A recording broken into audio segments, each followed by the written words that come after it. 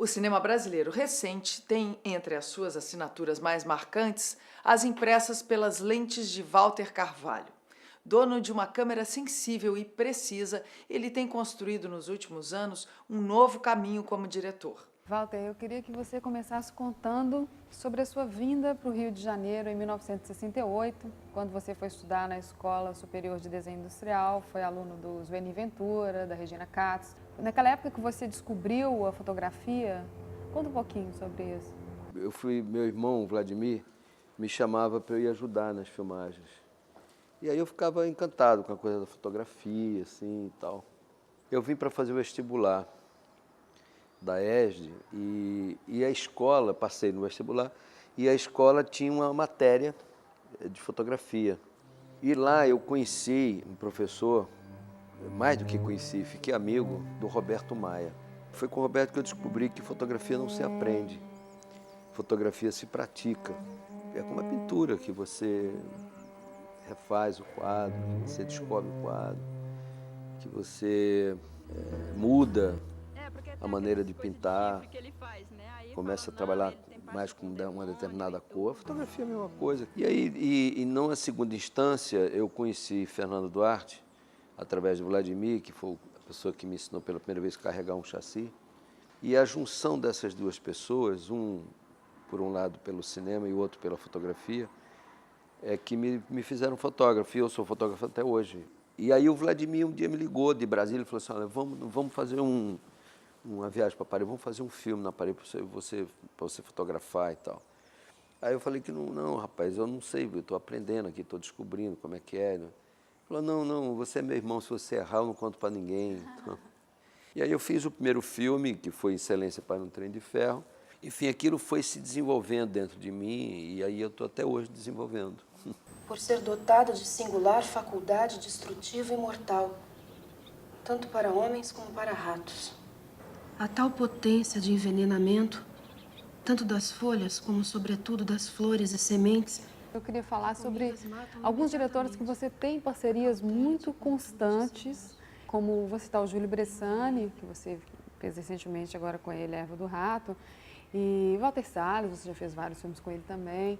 Queria que você falasse um pouco sobre essa sincronicidade, essa relação entre você fazer a fotografia de um filme, quem vai dirigir o filme. Qual o subtexto dessa relação? Por onde que ela passa? Pelo inconsciente, pela intuição, pela sintonia mesmo do olhar?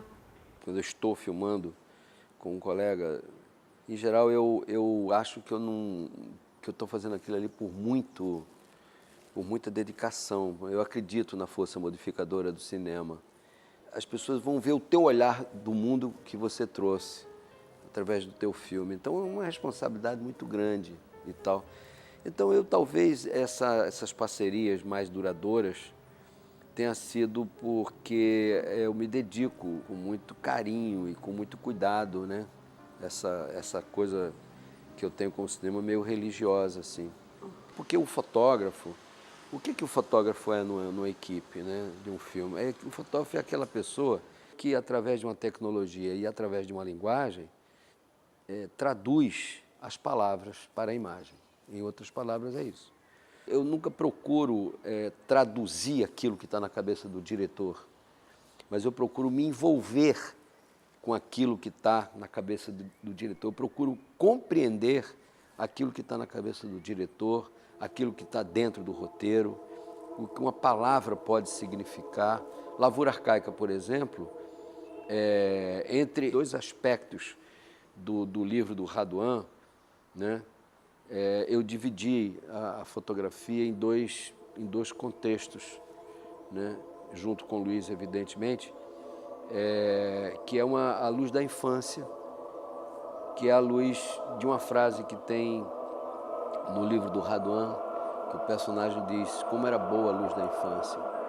E aí eu me lembrei da minha infância, das minhas idas para as férias no interior e tal. Então isso aí é a parte da infância do André, por exemplo.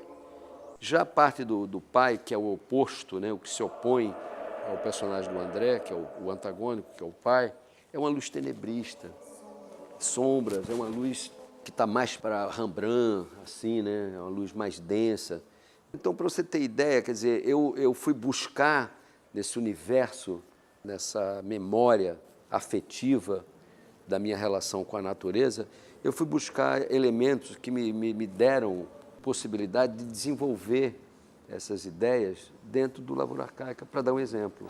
Eu tenho amigo por toda parte. Na praia, no cinema, teatro, favela. Amigo jornalista, garçom, vagabundo. Meu negócio não é somar, é multiplicar. Sozinho não dou conta. Eu ando em bando, camuflado, descarado, fazendo festa. Me sinto em casa no meio da rua, na madrugada, na multidão. Foi natural para você o caminho que te levou a querer dirigir seus próprios filmes, especialmente pelo viés do documentário, que foi quando você começou? Eu acho que eu comecei a me dispor a dirigir, não enfrentar o problema de dirigir um filme, porque eu comecei a ter medo. E o medo, para mim, é um sentimento nobre. Então, o medo me desafiou a aceitar, a dirigir. Porque essa coisa da responsabilidade de dirigir um filme, né? Você tem vários aspectos quando você está envolvido com isso. Primeiro é o volume financeiro que o cinema exige, né? O cinema é uma atividade muito cara. Outra questão é o compromisso que você tem com os seus colegas, com a equipe, né? Com o projeto. Então isso me encheu de medo até que um dia eu resolvi desafiá-lo. Vamos falar então um pouquinho sobre Budapeste, né? O seu filme mais recente, que é um filme que une dois universos que para mim são as duas faces do planeta em todos os sentidos. São línguas absolutamente diferentes, a luz é diferente, o comportamento. Budapeste está para o Rio de Janeiro, eu acho que como Marte está para o planeta Terra. Budapeste, eu não escolhi Budapeste. Budapeste me escolheu. Estou querendo dizer com isso que eu fui convidado para dirigir. E eu fui ler o livro e quando eu vi o tamanho da encrenca, o tamanho da dificuldade, da complexidade que era o livro do Chico, em termos de narrativa, de literatura, de contar aquela história, eu aceitei por isso, pela complexidade. Budapeste é um filme que tem lida com a questão dos duplos, né? Quer dizer, são duas cidades, são duas costas, são duas mulheres, são dois filhos, duas famílias, duas línguas, dois países, duas linguagens, né? Então foi de posse disso que toda a estrutura narrativa de enquadramento e de concepção de sequências, elas têm sempre algum viés no sentido contrário da outra, por causa do espelho, por causa do duplo, né? Atualmente, Walter Carvalho tem se dedicado a um novo trabalho, o documentário O Início, o Fim e o Meio, filme que narra a vida do mago do rock, Raul Seixas. Agora, meu coração aguenta. Para com isso, cara, eu posso. Walter, agora, recentemente, você está há algum tempinho já envolvido com um novo projeto, que é um documentário, O Início, o Fim e o Meio, sobre o Raul Seixas. Queria que você falasse um pouquinho sobre esse mito que é o Raul Seixas, que é um mago, né? Uma figura tão, ao mesmo tempo, tão lúcida e tão telúrica. Eu não escolhi Raul, mais uma vez, eu não escolhi Raul como filme. Raul é que me escolheu, porque eu fui convidado inicialmente pelo Jorge Peregrino, da Paramount, e pelo Denis Feijão, que é o produtor, que foi quem teve a ideia de fazer um filme sobre o Raul, como produtor. E aí assumi de fazer o filme, compus uma equipe e tal. E o que acontece? Eu tenho mais de 400 horas hoje, quer dizer, não filmei 400 horas, filmei menos, mas junto com o material de arquivo, tem mais de 400 horas e é um desafio fazer esse filme. Eu estou, nesse momento, mergulhado na edição, numa caverna escura com a tela, tentando descobrir o que é Raul e o que não é Raul. Para poder o que não é Raul, você vai tirando. E está sendo, para mim, um mergulho muito grande nessa época, né, do Brasil. O Raul morreu muito cedo, né? Morreu com 44 anos. Então, o Raul, ele tem uma passagem pela vida que se resume em 3 décadas. a década de 60, quando ele funda na Bahia, quando garoto, o Raulzito e seus Panteras. Isso daí ele veio para o Rio 2 vezes, nessa fase do final da década de 60. Na década de 60 acontece exatamente o período mais fértil do Raul, entrando um pouquinho nos anos 80, que é quando ele explode definitivamente no Rio de Janeiro com uma música chamada Let Me Sing, no Festival da Canção de 72.